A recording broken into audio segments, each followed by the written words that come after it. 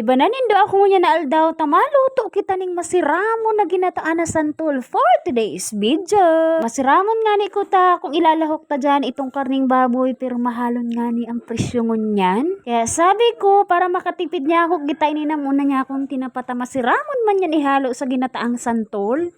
Hihirimayin ko nga na iyaning saradita nga ning maggulpi. Tapos sinali ko lang dyan ang mga dugi tanganing di magkaturunok ang mga pag-iriba ko hindi kapag kinakana iniyo. Wow! Arog ko kayan kapadaba ang mga pag-iriba ko igdi. Tamaski nga ni ang lamok di tutugutan na madarapuan sinda.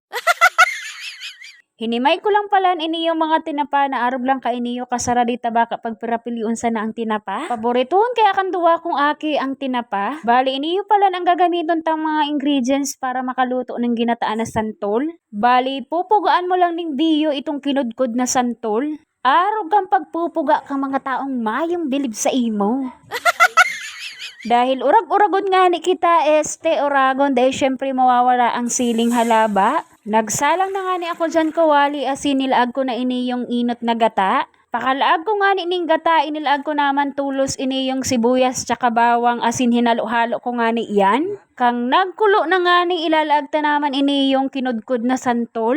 Nahihidapan nga di ang damdamin ko dyan ta nagluluto ka na plus nagbibidyo ka pa. Alas 8 pa lang nga ning aga nag-iisip na ako ning kung anong pwedeng ipanira sa pangugtuhan. Inaabot na kaya kita ning siyam-siyam sa pagluluto ta kay puan mo nga ning ibidyo ang bawat detalye. Kang nagkulo na nga ni iyan, inilaag ko naman ini yung liputok para lalong maging creamy and maging juicy. Ano yan? Chicken Joy Jollibee? Kang nailaag ko na nga ni siliputok, isinunod ko naman ini yung hinimay na tinapa. Sa sobrang siram nga ni kayan pati sa diri mo malilingawan mo na. Dai malingaw maglagning asin, tsaka iba pang pangpalasa tapos nilagan ko na pala ini yun ng siling halaba. Kapag naghalo nga ni ang init tsaka harang ay perfect. Daog mo pa ang nagkakan sa mamahalong restaurant. Kaya kung napapanood mo na iniyo ay ano pa, kung mayo kang naiisip na panira para sa aga ay ini na ang perfect na lutuon mo para sa imong pamilya. Raot na naman nga na ang satuyang diet for today's video. Tapos masiraman bang magkakan kapag nakakamot ka tamas nga ni mainito maluto at saka sige nataang santol ay talagang kinaya ko yan.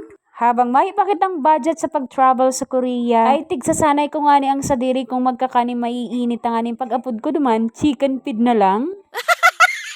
Nuarin man daw kaya kita makakaabot duman para magbakasyon. Kaya para makaabot ako duman, dalanan mo ini yung video maski habo mo basta i-play mo lang tapos tapuson mo itong advertisement. Hanggang sa muli, see you on my next vlog!